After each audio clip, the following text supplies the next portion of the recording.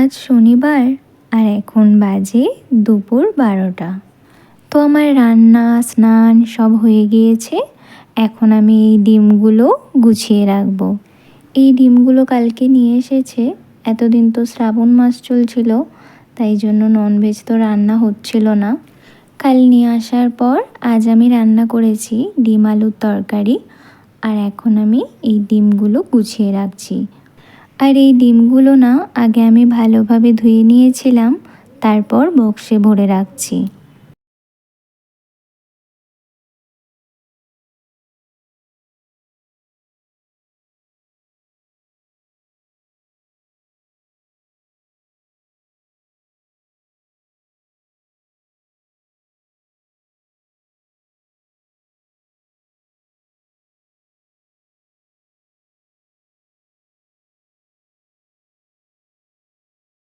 এখন আমি ফ্রিজে রেখে দিচ্ছি।